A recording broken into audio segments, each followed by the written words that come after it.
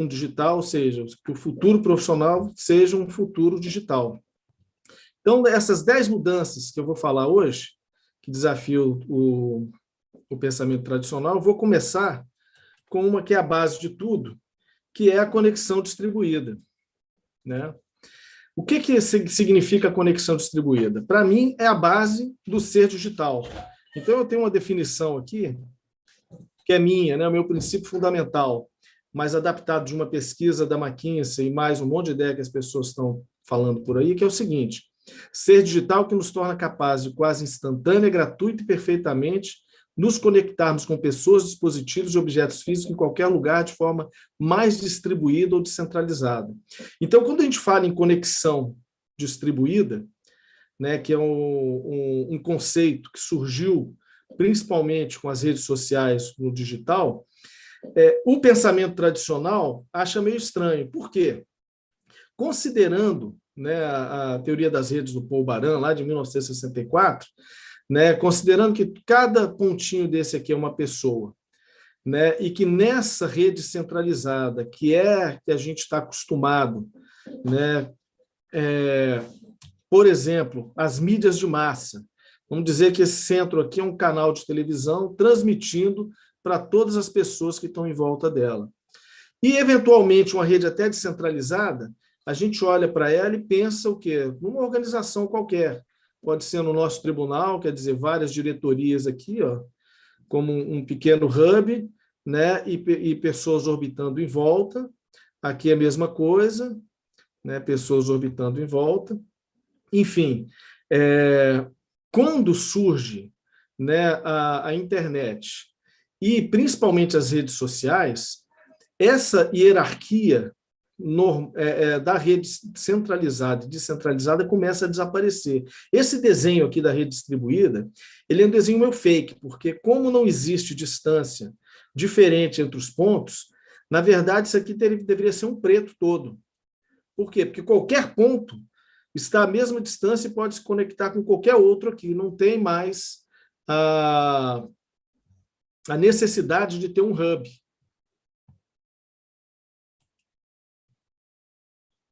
Peraí, deixa eu só ver aqui o negócio que eu queria aqui gravar. Recorte. Isso. Né? Então, essa questão da rede distribuída, dessa conexão distribuída, a facilidade hoje que a gente tem de se conectar com qualquer pessoa no mundo, e aqui em Israel, uma coisa que eu achei bem interessante, né, que quando eu cheguei aqui, eu moro em Haifa, no norte de Israel. É um centro grande, eu conheci umas pessoas aqui que são da área high-tech, aí tem um cara, amigo nosso aqui, né, brasileiro, que já está aqui há 25 anos já, que ele é CEO de uma empresa que trabalha com inteligência artificial, ele é especialista em aprendizagem de máquina e tal. E aí ele conversando com ele, né, teve um meetup lá em Tel Aviv, de uma empresa que eu me interessei, porque na época, quando eu cheguei aqui, eu estava pensando ainda ver se eu me arrumava aqui como engenheiro de software, né? Era uma ideia que eu tinha, porque tem muito trabalho aqui e está faltando gente de tecnologia. Aí eu vi um meetup de uma empresa e falou, não, aqui é o seguinte, eu conheço o CEO da empresa e tal, vou te apresentar. Enfim, aí fui no meetup, aí lá no meetup, assim, é um encontro, são empresas, assim, essa empresa chamada Monday.com, ela é uma plataforma, tipo uma Teams, né, plataforma Teams, plataforma Asana, né, que é uma plataforma de gestão de trabalho para equipes, né? Então, tem de tudo. E é uma plataforma que, na época, quando eu fui visitar, eles estavam já recebendo um aporte de 200 milhões de dólares. Então, hoje eles são um unicórnio e eles estão com negócio no Brasil, por isso que até estavam abrindo, né, vagas para a gente que falava português para fazer o atendimento dos usuários no Brasil. E aí, essa coisa, para mim, foi muito impressionante ver a distância das pessoas aqui em Israel é muito pequena para você chegar em qualquer pessoa aqui. E aqui ainda tem essa cultura já disseminada da descentralização, da distribuição, que não tem muita hierarquia nos lugares, não. Aí eu quando fui recebido lá, fui recebido por um cara que foi apresentar a empresa, e ele estava lá assim, completamente à vontade, de chinelo, calça jeans e uma camiseta, e apresentando tal a empresa, um monte de gente lá. Então, assim, a coisa é muito tranquila, muito pouco aquela carga social, aquela carga, né, de você ter hierarquias, cargos, e aí roupas, e isso, nada disso. E aqui, então, tem essa questão, né, da descentralização muito forte. Né? E aí, a partir dessa conexão distribuída, que é uma coisa que a gente está começando a entender agora, a segunda mudança que exatamente vem dessa possibilidade da conexão distribuída é a economia de plataforma. Por quê? Porque à medida que essas plataformas de redes sociais elas foram crescendo, e também plataformas de marketplace, como Amazon, aí no Brasil, né, Mercado Livre, né, o eBay, quer dizer, todas essas plataformas, o que elas permitiram? Elas permitiram que pequenos produtores pudessem se encaixar na plataforma e vender os seus produtos e serviços para o público em geral. E a plataforma, ela serve, ela não é um hub em si, porque você pode acessar qualquer pessoa. Obviamente, o endereço dela é um hub, mas a partir do momento que você entra no endereço de uma plataforma dessa e procura por algum serviço ou produto ou pessoa, né, seja no Facebook, seja no Instagram, você acha qualquer um, você acha todo mundo que está lá. Então, dentro dessa ideia das redes distribuídas e das plataformas, surgem 4 ideias-chave para as experiências dos serviços e produtos modernos. Primeira coisa é o seguinte: a gente quer que o serviço seja rápido e de ágil controle, como um passeio de Uber. Então, assim, essas plataformas, como Uber, como Netflix, como, né, o 99 Táxi, que consegue reunir exatamente uma gama de prestadores de serviço e os clientes na outra ponta, e faz essa junção de forma rápida, né, e de controle ágil, a gente nem imagina mais como é levantar a mão para pedir um táxi hoje em dia, né, em lugar nenhum. Né? Outra ideia-chave é que a gente quer serviço personalizado.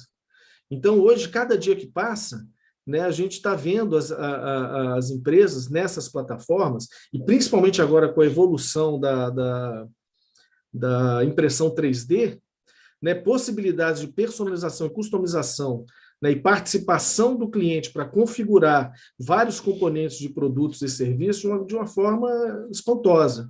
Então, isso também, né, vem do quê? Dessa possibilidade da economia de plataforma viabilizar essa personalização, porque você tem uma oferta distribuída, né, de vários produtores que produzem coisas muito diferentes, né, e olhando para nichos muito específicos, né, então permite essa personalização hoje e lucro em cima disso. Né? Queremos que sejam os produtos e serviços relevantes, como a sugestão da Amazon. Aí entra essa questão realmente da análise de dados, da inteligência artificial, para poder fazer correlações do que a gente está procurando, o que está buscando, o que tem comprado. Né? Então, essa parte realmente da montanha de dados e como essas empresas que estão na ponta estão avaliando esses dados e customizando as experiências, né, e trazendo relevância àquelas buscas que a gente faz, né, permitindo essa conexão 1 a 1, mas dentro de uma percepção de valor, né, de quem está procurando, isso é uma coisa muito forte também. E, ao mesmo tempo, a gente quer, né, uma visão desse serviço e produto mais humana. Então, quando a gente pensa, né, que antigamente a gente ia, né, para tomar um vinho, você entrava num supermercado, entrava até numa loja de vinhos, mas você tinha aquele monte ali na parede, você não tinha muita noção de que vinho que você ia tomar, a não ser que você tentasse experimentar ou tivesse algum tipo de indicação, né, numa loja mais específica, mas dentro do supermercado, por exemplo, você ia pelo que você já tinha visto em propagandas de massa. Aí, com essa ideia de plataformas e redes distribuídas, hoje você tem aquele clube de vinhos, né?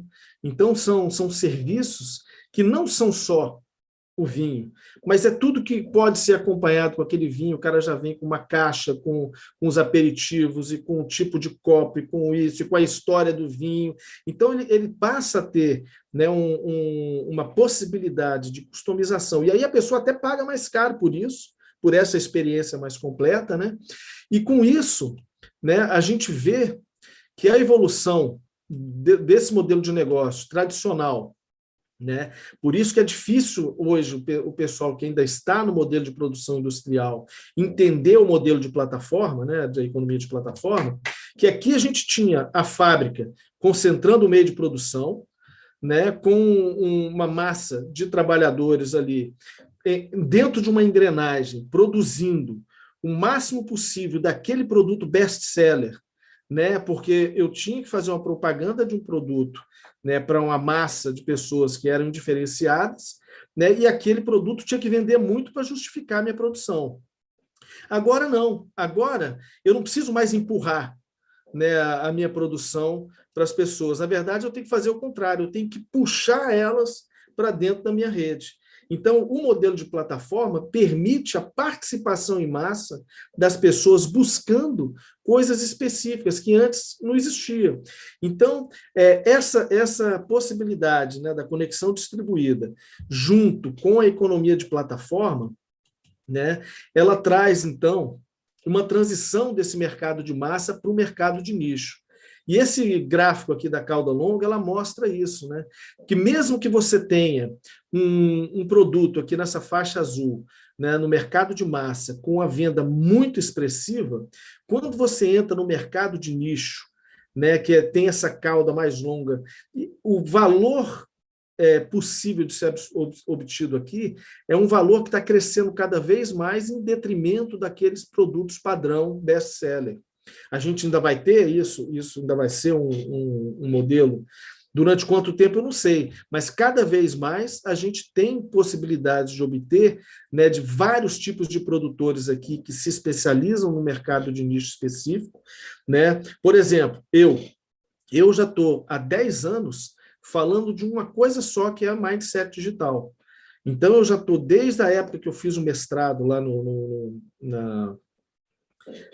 Rio, né, e com aquelas experiências que a gente fez lá, né, que eu levei até as experiências que na época que eu era o gestor lá da intranet, para explicar, né, esse modelo, desde essa época, 2013, 2014, eu estou trabalhando exclusivamente, afunilando cada vez mais o meu assunto, e hoje até os cursos, né? Eu me lembro que a gente dava, né, cursos de várias coisas que aparecia, né, que não é de gestão ágil, não, agora é de informações gerenciais, é disso. Agora não, agora querem me contratar, vai ter que ser para falar de mindset digital, porque aí eu posso aprofundar em vários aspectos. Estou até dando cursos agora no TRE. Eu dei no TRE de Minas, estou dando no TRE no Paraná, sobre mindset digital para ecossistemas de aprendizagem, né, que é o que eu tenho trabalhado mais, né, inclusive o próprio espaço Mindset Digital, né, que dá origem aqui a esse podcast, é um ecossistema digital de aprendizagem. Então, assim, sobre essa questão do nicho, aí a gente vê assim, que quanto mais focado e mais nichado, mais possibilidades tem da gente entregar uma experiência e receber uma experiência diferenciada, né? E como é que funciona esse ecossistema de plataforma, né?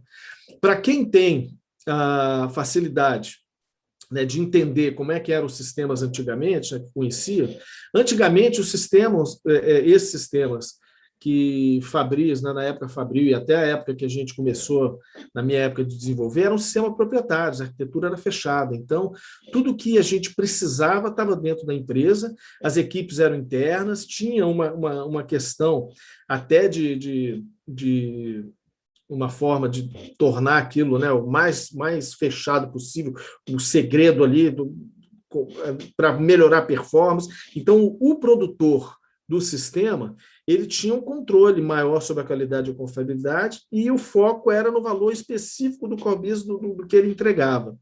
O tempo foi passando, E aí algumas coisas começaram a abrir e houve um modelo de customização. Então, tudo bem, não era exatamente aquele sistema fechado, que algumas coisas precisavam mudar, mas eram módulos customizados para atender demandas específicas e limitados ao core business. Por quê?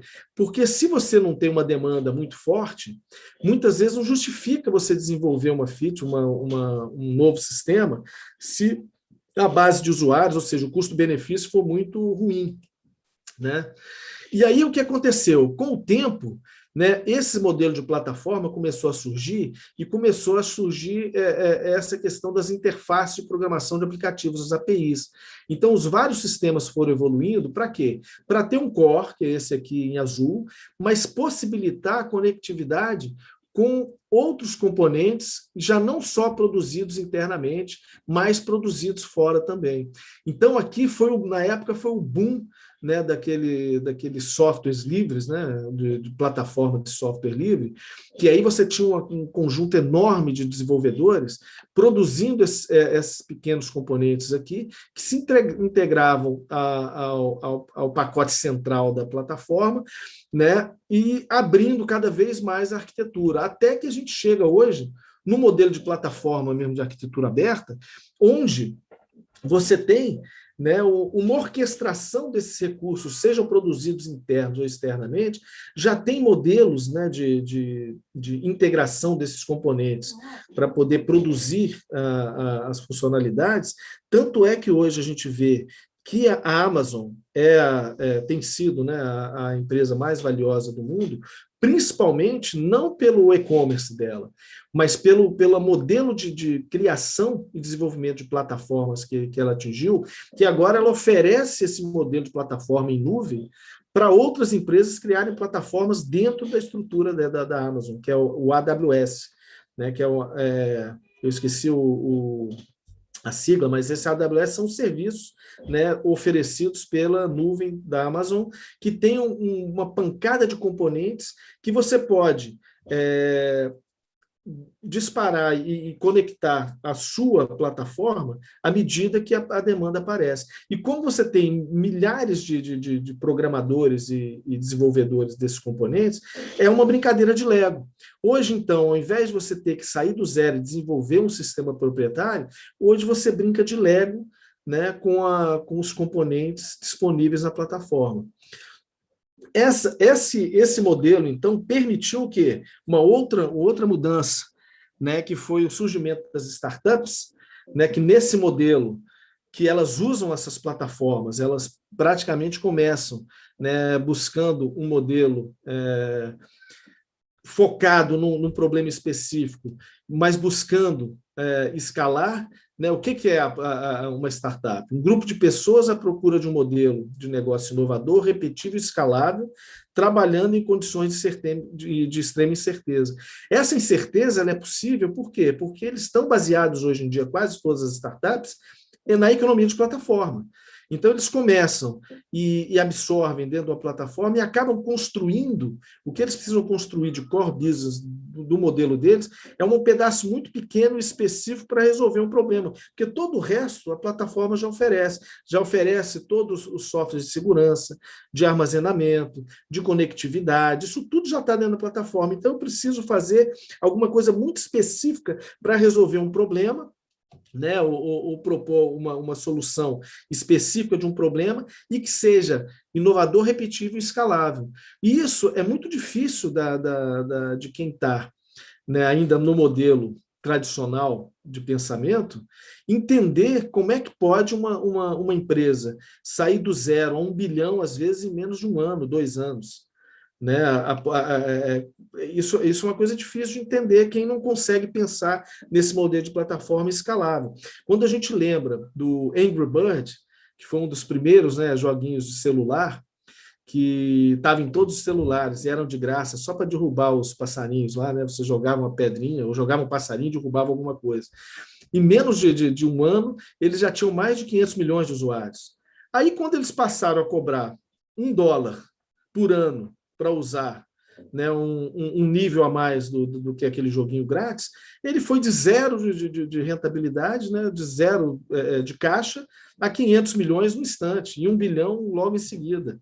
Né? Então, são coisas assim que, dentro dessa estrutura de plataforma, é possível, né, você amplificar, né, todas a infraestrutura de uma forma, normalmente, numa escala bem menor do que o exponencial de pessoas que você pode atender com aquela estrutura.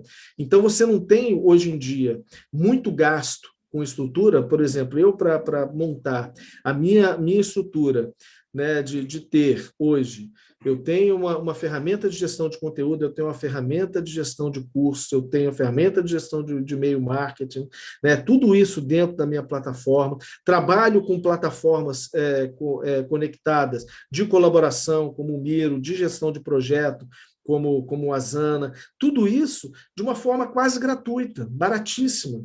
Né? Uso o Canva, uso um monte de ferramentas, plataformas que se conectam para eu poder oferecer um serviço, o meu conteúdo, muito barato. Não precisa de muita coisa para você poder se conectar a essas plataformas e oferecer produtos e serviços. Né? E essa profusão dessas startups, né, onde a gente tem, né, um modelo de conectividade muito mais distribuída, que é exatamente o Netflix. O Netflix permite o quê? Que qualquer um que queira fazer um vídeo, claro, passando pelo crivo deles e tal, mas coloca o vídeo lá e ele está acessível para todo mundo ver, assim como o Spotify, assim como o Airbnb, né, que permite que uma pessoa tenha um quarto, por exemplo, vamos dizer que eu tenho um quarto aqui livre, aqui na minha casa, e se você quiser vir passar um tempo aqui em Israel, você pode alugar pelo Airbnb, aí com todas as garantias que tem, quer dizer, um serviço que eu me lembro de um Twitter, né, icônico do CEO do Airbnb, uns 3, 4 anos atrás, falou o seguinte: olha, a rede Marriott de hotéis, ela vai construir 30 mil quartos esse ano, né, para aumentar a oferta nos hotéis dela. Agora, 30 mil quartos, eu acrescento na minha plataforma em uma semana. Ele não é dono não precisa construir nada, não é dono de quarto nenhum, e acrescenta a possibilidade de alguém alugar um quarto pela plataforma em uma semana, o que uma rede que trabalha no modelo ainda tradicional de construir o quarto para poder oferecer, leva 1 ano para fazer. Então, esse tipo de disrupção, né, que as startups trouxeram, é uma coisa que é difícil de quem tem o pensamento tradicional entender, e é preciso evoluir, porque isso está acontecendo o tempo todo. Né? E o que acontece? A quarta mudança mostra que a cocriação é essencial, porque se eu tenho essa possibilidade de agregar, né, imagina, só as funcionalidades de plataforma que estão fora da minha organização que eu acesso componentes que outras pessoas criaram. Dessa mesma forma, eu muitas vezes não tenho dentro da minha equipe todas as competências necessárias para esse novo mundo. Então, eu preciso cocriar com quem está de fora da empresa. E mais do que isso, né, a cocriação ela permite que você junte dentro de uma ideia, de um projeto, de uma iniciativa, todas as partes interessadas, porque agora é muito fácil conectar todas essas partes. Né? Antes a gente tinha um distanciamento muito grande de quem oferecia o produto, o serviço, de quem recebia. Agora não, agora é um clique de distância. Então, essas plataformas novas que permitem, né, inovação aberta, crowdsourcing, tudo isso, né, mostra que, quando a gente fala de cocriação, né, a gente tem essa possibilidade de criar plataformas, no caso agora, digitais de engajamento, onde, aqui do lado azul, as organizações elas podem criar essas plataformas e convidar as pessoas, que são os indivíduos como co-criadores, clientes, funcionários, fornecedores, parceiros, patrocinadores, cidadão, qualquer um, né, que está aqui na rede social da empresa, pode trazê-los para participar da sua plataforma de engajamento. E aqui é interessante que, nesse paradigma, tem 2 caminhos. Eu posso propor um problema. Então, como empresa, eu publico aqui nessa plataforma de engajamento alguma questão de inovação, alguma coisa que eu quero ver resolvido e convido as pessoas a participarem da solução do problema, ou uma coisa que é mais inovadora e é menos comum, mas permite uma cocriação muito mais efetiva e engajada, é você disponibilizar o que a gente chama de campos de cocriação, para que os indivíduos que estão aqui do lado amarelo, eles escolham, né, as iniciativas e espontaneamente o que eles querem resolver juntos. E aí é óbvio que quando eu tenho, né, um conjunto de pessoas, né, com interesses afins, propondo o problema que eles vão resolver, o engajamento é muito maior do que uma simples participação num problema onde o valor principal está na empresa. Então, toda vez que eu trouxer da esquerda para a direita alguma questão para ser desenvolvida numa plataforma de engajamento, o valor prioritário está na empresa, está na organização. E se eu trouxer da direita para a esquerda, o valor está nas pessoas, né? O valor prioritário daquela iniciativa, ela vai ser um valor prioritário para as pessoas que estão envolvidas. Então, esse tipo que eu chamo de cocriação interativa, ela tem uma força muito grande. O que é melhor?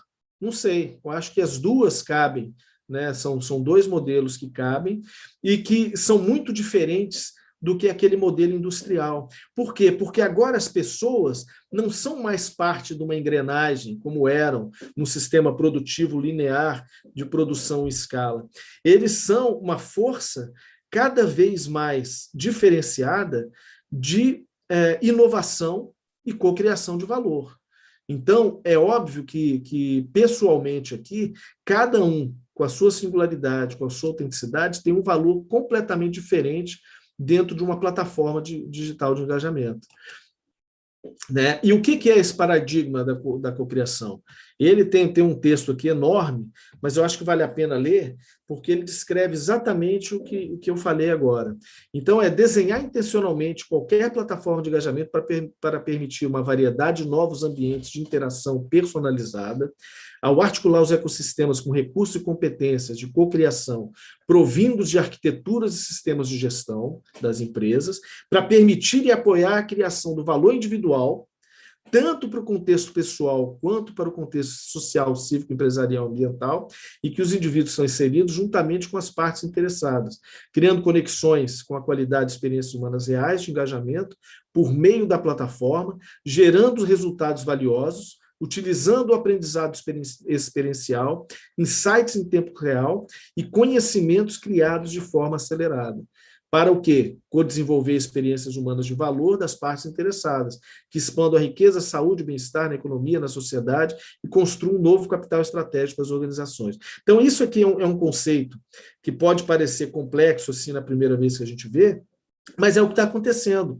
As novas empresas digitais, elas estão indo adiante, né, com esse modelo de plataformas de engajamento, né, seja para engajar, né, produtores com consumidores, seja para engajar pessoas, né, em redes sociais, seja para engajar pessoas para aprenderem coisas. Então, são vários tipos de plataformas, né? Plataformas de agregação, plataformas sociais, plataformas de engajamento social, como, por exemplo, o Linux, que é uma plataforma onde você tem um conjunto de pessoas que desenvolvem em conjunto, né, um software livre, cada um, né, tendo, claro, uma gestão, né, do core desse software, mas com a possibilidade enorme, né, de reutilização e aproveitamento do valor daquilo tudo que foi criado, né, que são o que a gente chama de plataformas de mobilização. Então, todas essas plataformas de engajamento, elas partem desse paradigma da cocriação. E o que acontece? A quinta mudança, que é o paradigma da abundância em relação ao pensamento tradicional do paradigma da escassez. O que significa isso? A vida toda a gente foi levado a pensar que não tem para todo mundo. Então, se não tem para todo mundo, a gente tem medo que vai faltar. E aí a gente compete para estocar, compete para crescer, né? E aí você retira de circulação, né? Então, a competição que a gente tinha antigamente, né? E da escassez, para aumentar, com essa escassez, aumenta custo e você exclui pessoas. Então, o paradigma da escassez é um paradigma de eu tenho que ter o meu, e se eu tiver o meu, não tem para todo mundo, alguém vai ficar sem. Então, se for para alguém ficar sem, deixa eu competir, deixa eu correr e tentar alçar o voo o mais rápido possível, né, para poder estar lá em cima e não estar por baixo. Quando a gente começa a entender, né, que existe um outro paradigma, que é um paradigma que hoje os jovens eles estão muito mais voltados para isso, ou seja, tem para todo mundo. Então, se a gente acredita que vai ter, então, em vez de competir, a gente colabora para criar. E aumenta o fluxo, diminui os custos e inclui todo mundo. Então, um exemplo é que muita gente agora, e aqui em Tel Aviv a gente vê para caramba, aquele modelo daqueles patinetes, né? Ninguém mais está querendo comprar carro. Aqui tem o tal do Car for You, eu acho que é Car for You, não, como é que chama? Que é o modelo seguinte, que você pega o carro e aluga ele por 1 hora, 2 horas, pega ele num lugar, estaciona ele em outro, assim como você pega o patinete, pega a bicicleta, né? Aí a gente já tinha aí no Rio, em Brasília, aquele modelo daquelas bicicletas do Itaú, né? Que você pega num lugar e devolve no outro. Né? Então, assim, ao invés da gente obter, né, e competir para conquistar, para reter, eu quero mais o acesso do que a posse. Então, no mundo hoje, onde o acesso é mais importante do que a posse, a gente pode pensar num paradigma de abundância. Porque eu não preciso ter um carro só meu. Eu preciso ter acesso a um carro quando eu precisar me locomover. E aqui tem uns esquemas já que eu vi, que é um modelo que é o seguinte: o cara tem um carro e ele coloca no aplicativo para alugar o carro dele enquanto ele está trabalhando. E aí a pessoa vai lá, pega a chave do carro, pega o carro dele, dá umas voltas e tal, aí só que tem que devolver a tal hora, porque é a hora que ele sai do trabalho. Então é um carro compartilhado, que apesar de ter um dono, ele compartilha no aplicativo para que todos possam ter acesso àquele bem que ele adquiriu, mas que ele está ganhando também de uma certa forma, né? Bancando, né, o valor daquele bem. Né? Então, é uma coisa muito diferente essa ideia da abundância que tem sido trazida por esse modelo. Então, a abundância de conexões, né? Foi o que a gente falou do início. Antes, a gente imagina para você chegar perto de um CEO de uma grande empresa, quantas barreiras você não tinha que encarar e quantas pessoas embaixo dele você tinha que acessar até chegar no CEO. Agora, aqui não, aqui é abundante a possibilidade assim de você, 1, 2, 3 telefonemas, você já encontrar uma pessoa e já ter acesso a ela. E outra, com essa ideia do paradigma da cocriação, essas pessoas que estão nesse modelo já cocriativo, eles querem ouvir, né, todo mundo. Eles querem ouvir quem está lá na ponta, querem ouvir quem está de fora. Então, existe um modelo de colaboração e de um fluxo maior, onde esse modelo de inclusão ele está começando a preponderar em detrimento ao modelo de exclusão. No mais, o que acontece?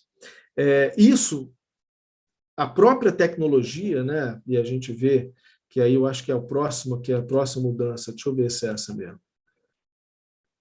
Exatamente. Então, assim, essa questão, quando a gente fala, então, da abundância, é óbvio que habilidades de soft, que são as habilidades de comportamento e de muito mais do que as habilidades técnicas, e a singularidade, elas têm muito mais importância nesse mundo.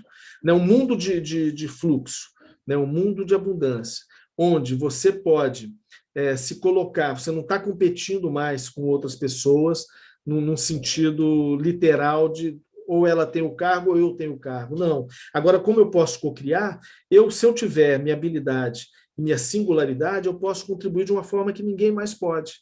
Né? Então, essa ideia das soft skills, né, das habilidades e ferramentas, num mundo onde os problemas são novos, As tecnologias são novas. Então, as habilidades ferramentas, elas ainda não existem a priori. Tanto é que a gente está vendo várias pesquisas dizendo que as profissões dos nossos filhos agora em 2030, 85% delas ainda não foram inventadas. Por quê? Porque os problemas são novos. Então, que habilidades e ferramentas são essas? Aí eu trouxe num outro podcast, né, a brincadeira de um jogo da minha época, que é o River Raid, com o Skyrim, que é essas cenas aqui, né?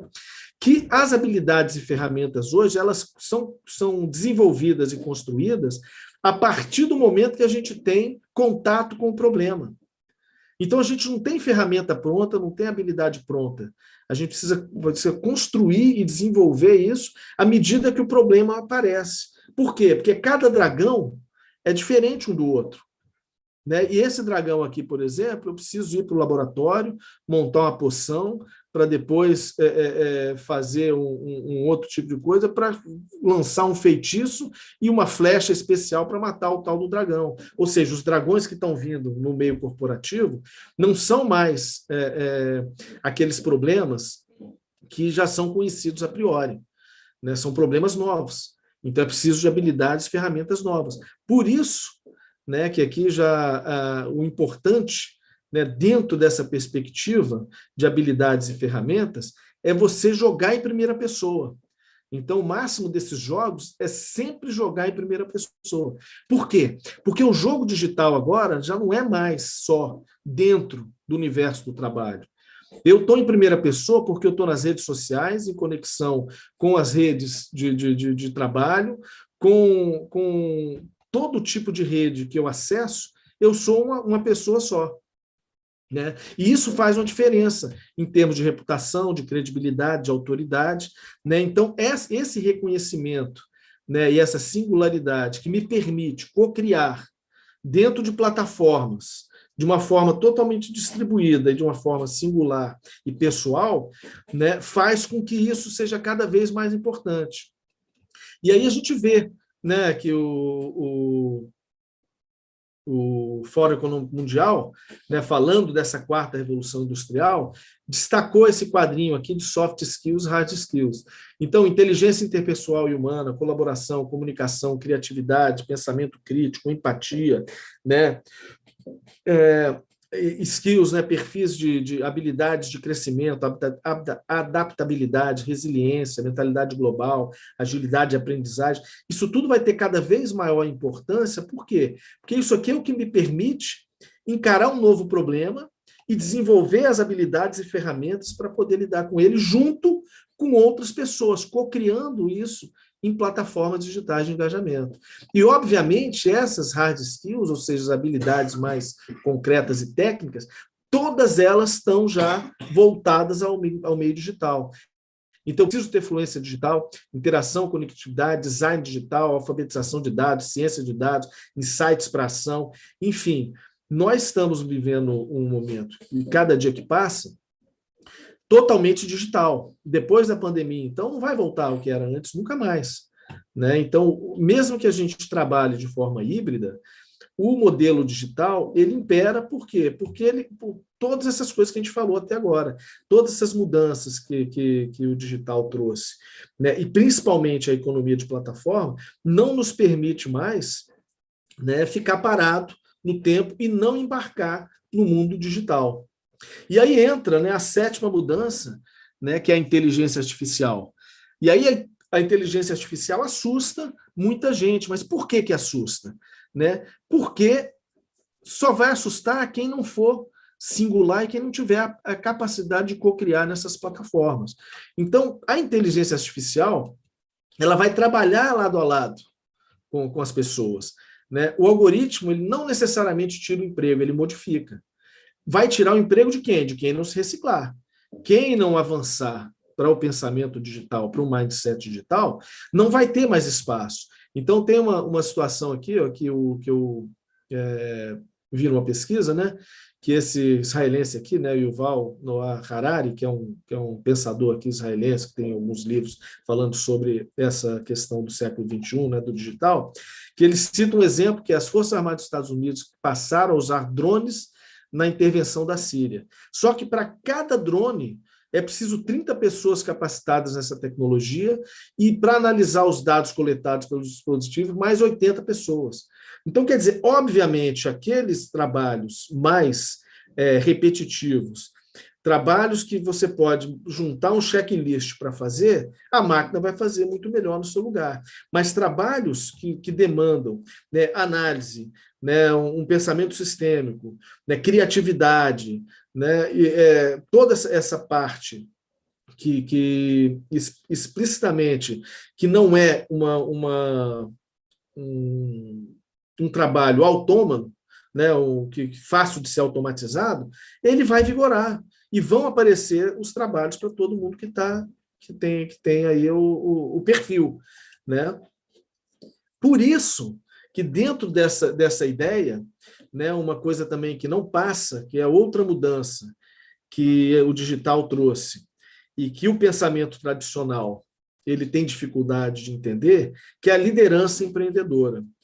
A liderança empreendedora é um dos 4 pilares do mindset digital, né, que eu trabalho o mindset em 4 pilares, que é a cultura digital, liderança empreendedora, metas, resultados e ágil e ecossistemas e plataforma. A liderança empreendedora, o que é isso?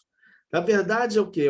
É o que torna possível o equilíbrio no fio da navalha, ou seja, além da pessoa ser líder, né, e de forma a orquestrar essa cultura digital que promove essa interação, a cocriação, o engajamento e aprendizagem contínua da equipe, colaboradores e parceiros. Então, quer dizer, essa questão da liderança, se eu estou falando de inovação, inovação é ideia, mais ação, mais resultado, ou seja, inovação é preciso ter resultado para ter, de fato, inovação.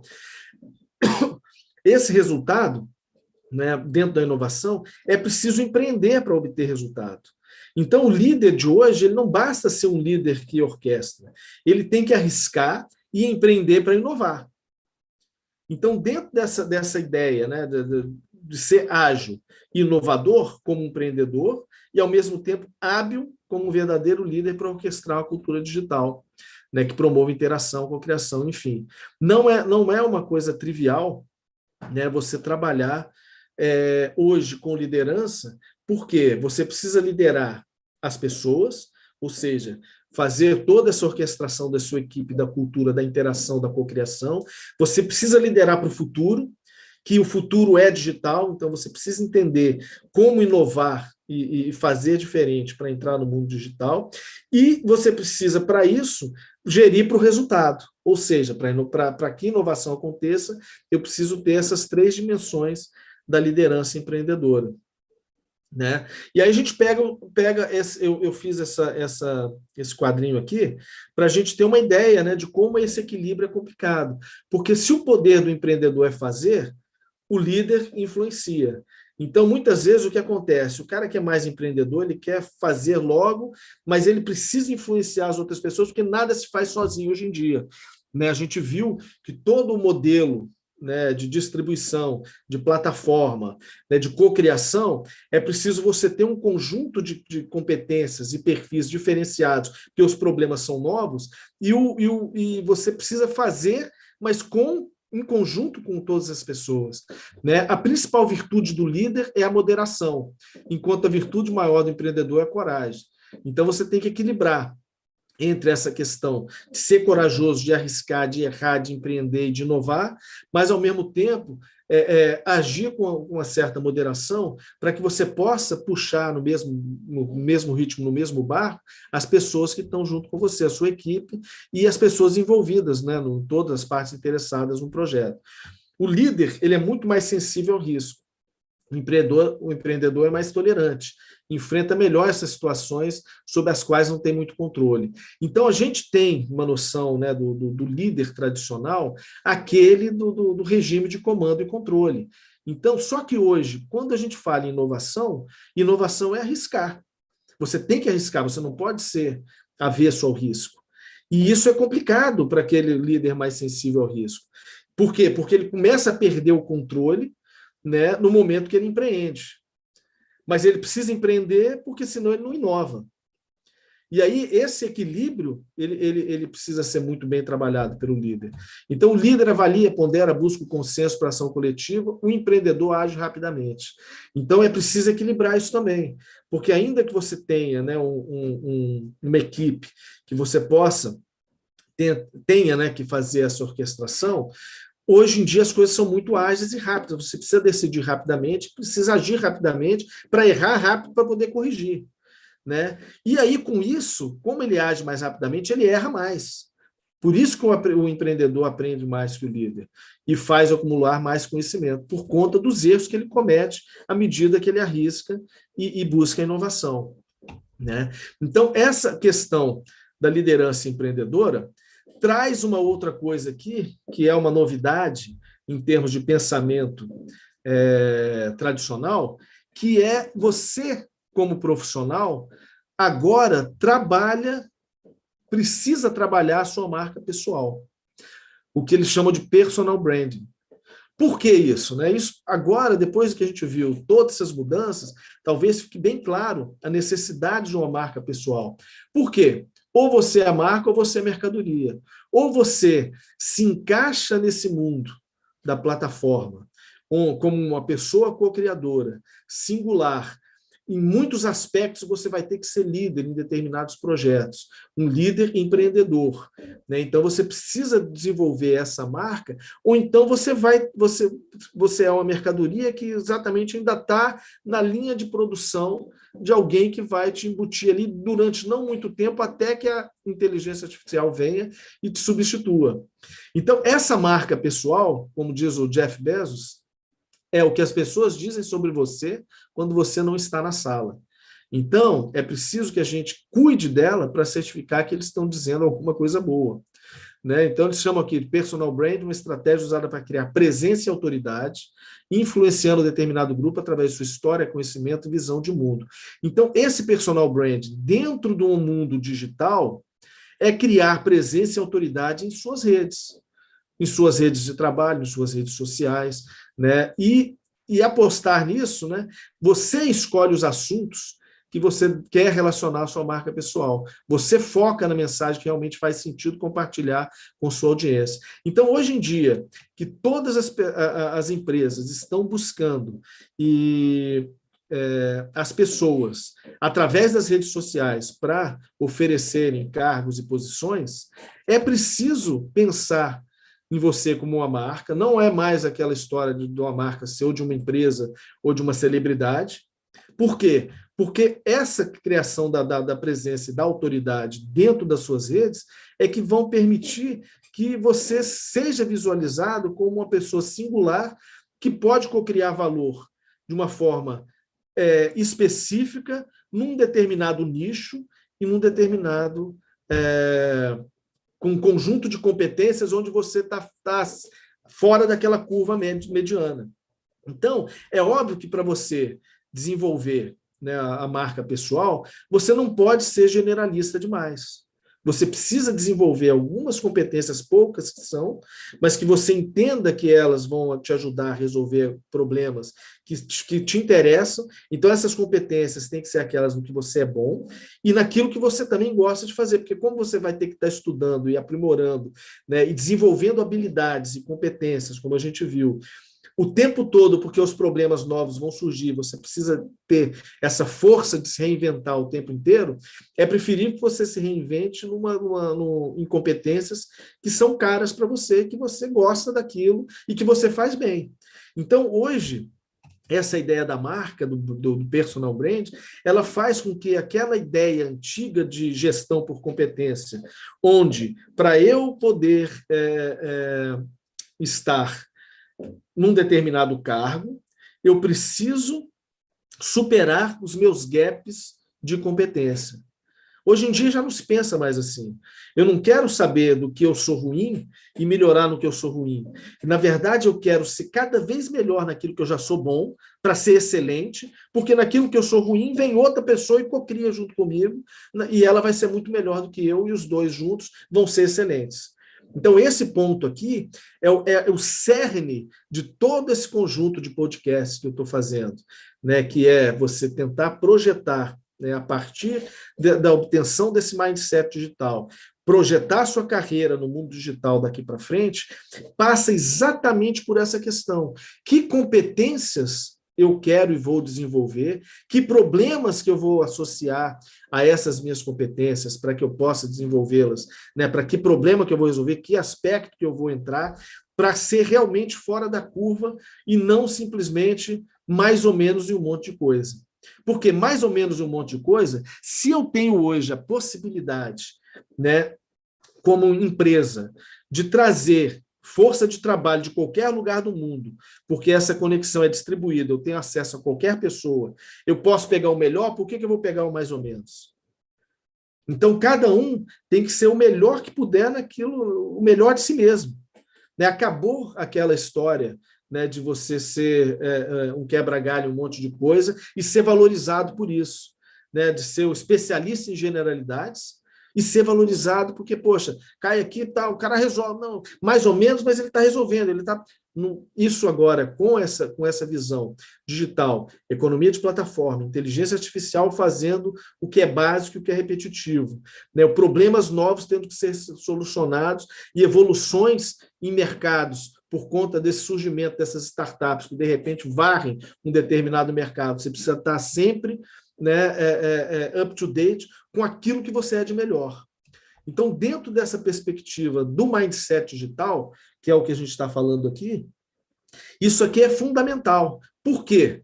Né? Porque, olha, a gente reforça as qualidades diferenciais, amplia o alcance da mensagem, entrega valor ao público-alvo, aproxima, né, o profissional de possíveis clientes, contratantes e parceiros, constrói uma boa reputação, posiciona como autoridade em seu campo de atuação e eleva as chances de indicações, promoções, convite para entrevista, emprego, palestra, enfim. Isso aqui tudo é uma necessidade que qualquer profissional do mundo digital precisa ter. E qual é o ganho disso aqui, no final das contas? Né? A gente tem a possibilidade, como profissional digital, exatamente por ser diferencial e poder ser acessado por qualquer empresa no mundo todo, de poder trabalhar de onde a gente quer, porque o digital permite isso. Hoje, por exemplo, eu trabalho aqui de Israel como eu sempre quis. Poder ter uma gestão do seu tempo muito melhor. Por quê? Porque quando você entra num determinado projeto, onde você é o especialista, você pode dizer como as coisas vão funcionar, você não vai ter mais um chefe que diz como as coisas são. Ele vai te contratar para você dizer como deve ser, porque você que é o especialista. Então, como especialista, você pode organizar a sua agenda de uma maneira muito mais eficaz. Então, primeiro, é a liberdade geográfica e espacial. Segundo, é uma maior liberdade na gestão do seu tempo. O terceiro é que, se eu sou especialista e sou fora da curva em competências que eu gosto e que eu sou bom, é uma liberdade de trabalhar com aquilo que eu quero. É o terceiro ponto. O quarto ponto é ser bem remunerado por isso. Porque pessoas que estão fora da curva sempre são bem remuneradas, né, por aquela expertise que outras não vão ter. É aquela história do computador da IBM, né, que deu um problema lá e o cara foi chamado, e aí ele foi lá e apertou um parafuso e cobrou $1.000. Aí os caras ficaram doidos. Porra, $1.000 para apertar um parafuso? Não, peraí. 999 foi pelo meu conhecimento de encontrar o parafuso que eu tinha que apertar. Eu cobrei só $1 para apertar o parafuso. Então, quando você está nesse nível de expertise, de excelência profissional, né, com a marca pessoal destacada, né, que você tem essa autoridade, você tem a reputação, você tem provas de que aquilo que você faz, você é bom, você que recebe por aquilo. E aí você ganha essa liberdade. Uma liberdade financeira, uma liberdade espacial, a liberdade do seu tempo e a liberdade de fazer o que você gosta. Ou seja, um mundo perfeito que todo mundo quer. Agora, é fácil isso? Não, não é fácil, mas é um caminho que é perfeitamente possível e é o mais indicado hoje em dia no mundo social. Por quê? E aí vem a 10ª e última mudança que eu queria falar hoje, que é pensar digital é muito diferente de estar no digital. Por quê? Pensar digital, né? Quando a gente aqui fala que eu estou no digital, eu estou falando do lado de cada tela, onde eu sou um usuário que vou experimentar, né, uma solução que alguém produziu. E, obviamente, essa solução ela é o mais simples e intuitiva possível, que um clique, muitas vezes, eu resolvo minha vida. É um clique para eu comprar, né? A gente já tem várias ferramentas que compram com um clique. É um clique para eu acessar minha rede social. É um clique para eu poder gravar uma mensagem e mandar. Agora, quem está por trás das telas pensando digital, né? Aí o buraco é mais embaixo. Só essas novas profissões de marketing aqui, essas 10 aqui, né? Quantos de nós sabe o que cada um desses aqui faz para poder viabilizar o marketing de uma empresa hoje? Né? UX, Growth Hacking, gestor de comunidades, CX, Data Science, UX Writer, nutridor de leads, conteudista, Agile Marketing, nutridor de leads, quer dizer, um monte de profissões aqui para poder propiciar uma experiência lá na ponta de um clique.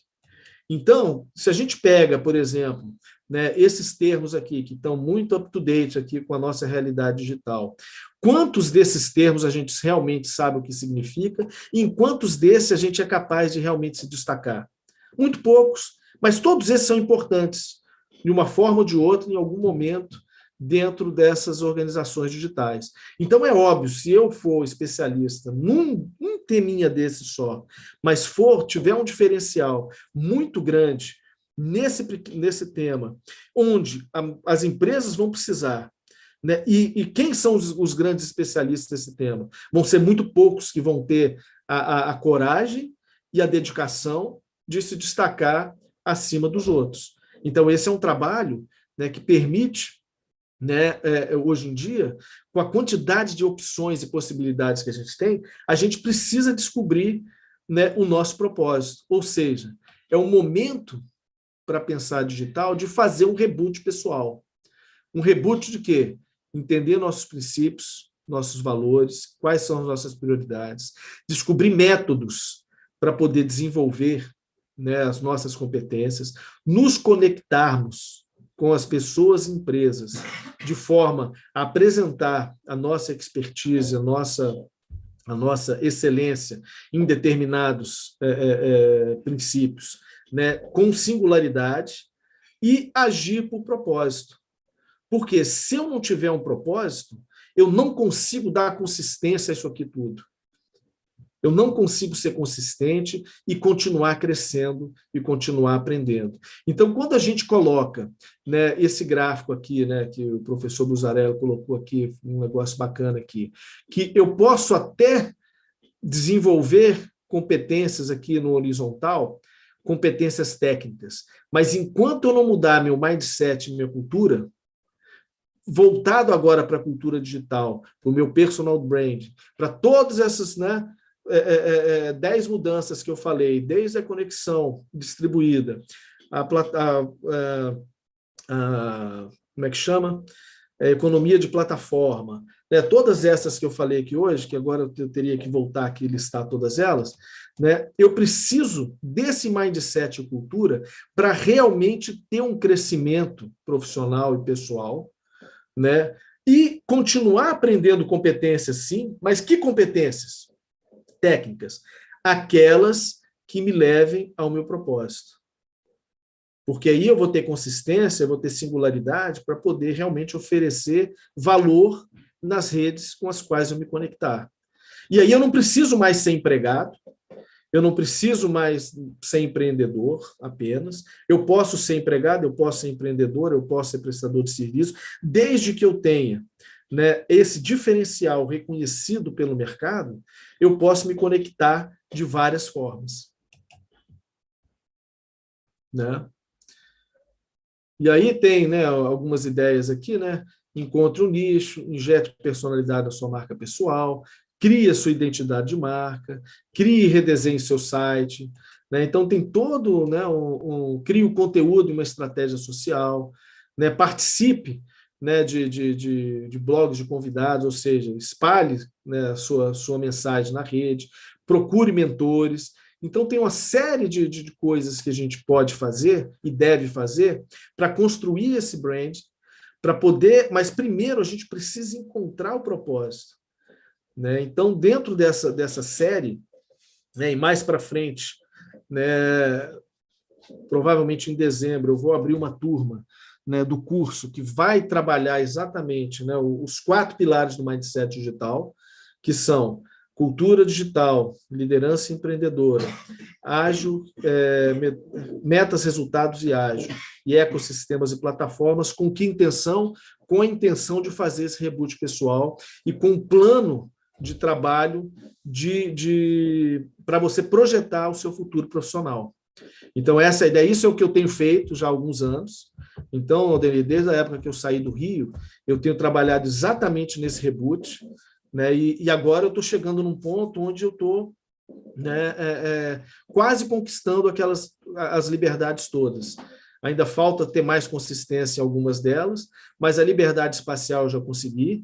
Hoje eu trabalho daqui de Israel, trabalho para o tribunal, eu dou meus cursos, eu faço, né, consultorias. Aqui em Israel, eu fui contratado agora por uma ONG para treinar novos imigrantes em conceitos digitais para negócios aqui em Israel. Então, né, então, assim, eu vejo o seguinte, tudo que eu falo é praticamente a mesma coisa. E eu tenho vários aspectos que eu estou trabalhando essas mesmas competências. E que cada vez eu vejo que são importantes dentro de projetos e que muito pouca gente tem falado sobre isso. Né? Então, eu me sinto assim, bem confortável, né? Porque eu gosto, eu estudo muito, praticamente eu passo meu tempo, né, estudando. Estou fazendo várias conexões aqui com vários líderes aqui de Israel que gostaram do projeto do Espaço Mindset Digital e já se propuseram a contribuir dentro da expertise de cada um.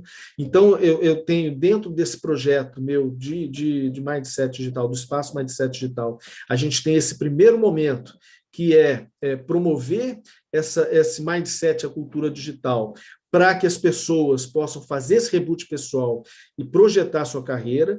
Tem uma segunda etapa, né, logo depois dessa, que é você entender, uma vez que você já sabe onde você está, como você faz para modificar o trabalho das suas equipes. Né? Então, isso foi uma coisa que eu percebi ao longo da minha vida toda, como eu conseguia, né, eu tinha essa facilidade de engajar e modificar a forma das equipes com que eu trabalhei, né, a vida toda. E aí, isso tem, então, um plano também, principalmente baseado no modelo das startups de projetar. Então, eu tenho desenvolvido isso nesses cursos que eu estou dando para o TRE, que eu dei para o TRE de Minas, TRE do Paraná. Eu estou aplicando essa metodologia, né, ágil, para desenvolvimento de ações educacionais. Então, assim, qualquer tipo de projeto, a gente tem a mesma metodologia ágil para você poder, a partir de uma identificação de um problema, né, como as startups fazem, né, testar hipóteses num problema específico, fazer, né, o design thinking, que é o aprender para construir, aí você constrói, e aí você define as métricas onde você vai medir se aquilo deu certo ou não, e aí você primeiro aprende para construir, depois constrói para aprender. Né? E esses ciclos interativos, eles têm funcionado muito bem nos projetos. E a terceira etapa, que é essa que eu não sei exatamente quando vai ser, mas eu já estou preparando, já com essas conexões com os líderes daqui, alguns líderes daí do Brasil também, que é fazer, né, uma etapa de liderança empreendedora. Então, primeiro eu faço o reboot pessoal, depois eu faço o reboot da equipe, né? Então, assim, como influenciar a equipe para trabalhar como as startups trabalham, e, por fim, como promover a liderança empreendedora. Né? Então, são essas três etapas que eu vejo no futuro próximo, né, podendo desenvolver com as pessoas, e não só sozinho, né? Porque eu tô experimentando essas primeiras etapas aqui sozinhos, mas já tem como que a gente chama de MVP, né? Mínimo produto viável, mas já tem esses líderes, cada um na sua expertise, já está de olho, uma vez que a gente aplicar isso, né, esse modelo de treinamento e ele funcionar bem, e eu acho que vai funcionar, porque eu já tenho dado vários cursos corporativos, tem funcionado, e agora o meu foco é trabalhar para as pessoas, né, sair um pouco do universo corporativo, simplesmente, e trabalhar direto com as pessoas, por isso que eu estou aqui nesse podcast. E aí agora eu abro, então, para vocês perguntarem, comentarem, que eu terminei aqui às 10. Deixa eu só voltar aqui, só para a gente fazer a passagem das 10 mudanças, que eu acho legal aqui, só para a gente pegar essas 10 mudanças e como elas têm... E como elas têm correlação uma com a outra, né? Então, a conexão distribuída, que é o fato de eu poder, né, me conectar com qualquer pessoa, eu estou à mesma distância de qualquer pessoa hoje, e de empresas, de objetos, enfim, não tem mais necessidade de ter um hub, algum intermediário que me promova, né? E com isso, desenvolveu-se a economia de plataforma. A economia de plataforma propiciou, né, esses serviços modernos, produtos e serviços modernos, né, com a evolução da organização em rede e com a transição do mercado de massa para o mercado de nicho. Então, a gente viu que o funcionamento das plataformas são abertas, e aí as startups surgiram exatamente com essas oportunidades de poderem crescer rapidamente em cima das plataformas e de soluções de problemas específicos, trabalhando com muita agilidade, né, e com modelos exponenciais, onde a cocriação é essencial, então a cocriação com a sua equipe interna, com todos os interessados, principalmente com o seu cliente, né? Então, a partir dessas plataformas de engajamento, né? E aí a gente olha para um paradigma da abundância, não mais da escassez, onde a possibilidade de conectividade, a possibilidade de você não precisar necessariamente competir para subir, e sim colaborar para subir. E essa colaboração, quanto mais específica for, né, o seu perfil, quanto mais específico for, melhor. Por isso que essas habilidades soft, singularidade, elas são fundamentais no mundo de hoje, né? Esse desenvolvimento ele vem a partir, né, do contato com os problemas, que a partir daí você vai desenvolver. Por isso que você precisa muito mais hoje das soft skills do que das hard skills, onde o componente inteligência artificial ele está entrando, né? Mas quem tiver essa sintonia do mundo digital, se desenvolvendo em competências específicas, cada vez mais humanas, cada vez mais pessoais, vai trabalhar junto com a inteligência artificial, não vai ser substituído por ela. Agora, quem não se atualizar, obviamente não vai ter mais espaço, porque se for para o seu chefe dizer o que você tem que fazer, daqui a pouco ele vai dizer para a máquina. Ele vai te perguntar o que tem que ser feito, porque você que vai ser o especialista. Né? E com isso, essa liderança empreendedora é uma liderança que não está no cargo, mas está na atitude. Todos nós temos que ser líderes empreendedores em algum momento. Então, mesmo dentro das nossas equipes, mesmo não tendo o cargo de gestão ou de chefia, a gente vai ter que liderar por conta dessa expertise que a gente tem. Muitas vezes, o projeto, nós somos o expert no projeto, a gente vai ter que liderar e empreender e buscar inovar. E com isso, né, para que esse reconhecimento ele apareça, eu preciso desenvolver minha marca pessoal e, por fim, né, essa questão da diferença do pensar digital, do estar no digital. Então, assim eu encerro e abro aí para vocês, se quiserem